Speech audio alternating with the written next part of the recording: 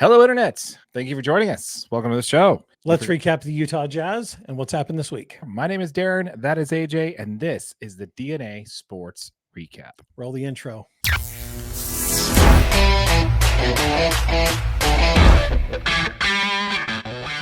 If you are part of the 95% of our audience that is not subscribed, please consider doing so. Thank you. Let's go ahead and jump into Jazz Summer League. Let's talk about the Jazz and how they're doing in the Summer League so far.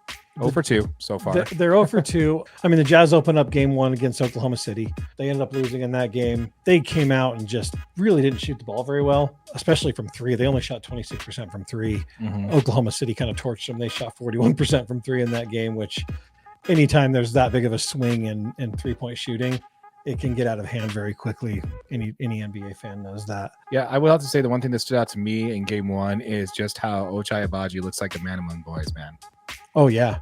Yeah, 17 points. He was out there playing, dude. Yeah. And he looked, like you said, man amongst boys. Yeah, I mean, I didn't really get to watch the full game. I was in and out of it, but I was able to catch the highlights and watch a few. But yeah, when he was out there, I'm just like, dude, this guy does not look like he belongs in the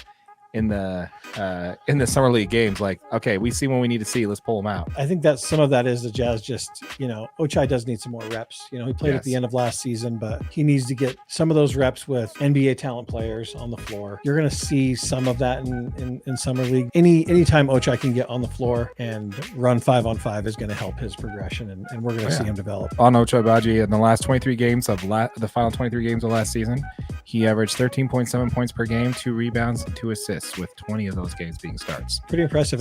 And he really stepped it up on the defensive end of the floor. But Ochai played some tough defense on some tough players at the end of those seasons and at the end of last season. And it was fun to watch, man. He's super aggressive. He's athletic. He's cut some weight over the summer. He looks even better than he did before. We haven't even got into the 76ers game where he comes out and lights it up. So what you learned in game 1 is got Team 49 written all over it. These guys were down by 27 points and cut it to within 8 in the fourth quarter, keeping that same mentality of not willing to give up, even though it's a Summer League game, dude. You got nothing to lose. And everyone's out there just hustling Everybody's hustling their butts off. Playing like a team, too. And you don't really see that in this kind of level of basketball. Yeah. So I think that's one of the big takeaways from that game is that, the heart, the hustle. Then they play against the 76ers, and they come out kind of firing, man. They get off to a pretty hot start. Obviously end up losing the game. Keontae George was, played in both these games. It's funny we haven't even mentioned him yet because he had fantastic games in both of these. He played 25 minutes against the Sixers, went 3 for 5 from 3, scored 14 points. But I think the player that impressed me most in the 76ers game was Luka Samanic, dude.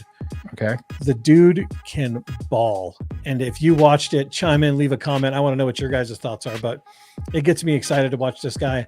I do think he will end up making the Jazz roster. I think he's actually currently signed to a contract through the end of this year, and then he's got some partially guaranteed money next year. Isn't it two-way? No, Luka Samanic is actually on the roster. Okay, yeah, he left last night's game, 19 points, 9 rebounds, and 3 assists. Yeah, that's an insane stat line. That is an insane stat line, dude. And he shoots the ball really well for being a 6'10" big dude. Mm-hmm. Has a good stroke. It's a shame we don't have a lot of room for those guys right now. I mean, and that's kind of the issue. Is I think he's going to kind of get stuck, on the tail end of a bench just because 6'10" 3 shooting guys. For some reason, all of a sudden, the Jazz have a ton of them. In the beginning of that game against the Sixers, he showed some really good defensive awareness. He was switching really well, good ball pressure. As the fourth quarter comes, you can see he's getting a little bit gassed. I don't know how much 5-on-5 he's played over the summer, but really, really exciting player to watch. If you haven't watched any of the Summer League and you're tuning in, Luka Samanic is the guy to keep your eye on. Very nice. Yeah, we definitely will. Let's go ahead and talk about Keontae George for a little bit. Keontae George showed a lot of quickness over the last 2 games that people didn't really see when he was playing in college. A big part of that he's down 25 pounds. When he was in college, he was tipping the scales at 205, and now he's playing at a weight of 180. Wow. So he's dropped 25 pounds. Yeah.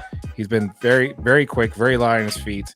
And you can definitely see how that's changing. He's easily one of the fastest guys on the court right now. I wasn't aware that he could really get up and dunk the ball like he could. Have you seen some? I mean, dude can get up and throw the ball down, man. It is impressive. You drop 25 pounds that are bringing you down. That's a lot. You can get up there for sure. Yeah, so he's definitely leaned out a little bit. I mean, not that he had like extra weight, but like as far as his muscle tone, he's kind of leaned out a little bit more. You know, his biggest thing to get on the floor is he's got to be able to play defense, and cutting that weight is going to help him stay in front of NBA talent point guards. You know, like previously mentioned, Damian Lillard, Steph Curry, some of these elite talent. If you're just going to be a rotating door and they're just going to get past you, you're just not going to earn time on this Jazz roster. Well, it's a good thing Luka was there, because Keontae and Agbaji weren't necessarily the most efficient in game 2. I believe Keontae George was 3 for 5 from downtown. 3 for 5. Yeah. 6. Agbaji went 4 for 8 from 3, 6 for 17 overall shooting. I mean, not a super efficient night. The 50% from 3 though that's promising. From Agbaji for sure. And realistically, you want Agbaji taking 8 threes in this game. You want him to get those catch and shoot reps, because those are the only ones he's going to get in an NBA game. Yeah. You know, he's not going to get a ton of dribble up, and you know, that's some of the issue with playing in some of these summer league games, is you're not going to have the closeout speed you're going to see in an NBA game. But, you know, just him taking some of these shots and getting the feel for that NBA distance is going to help Ochai for sure. He was number 14, the pick of the draft last year. Yeah. Yeah. They want to make sure, they want to know what they have, you know, with this guy.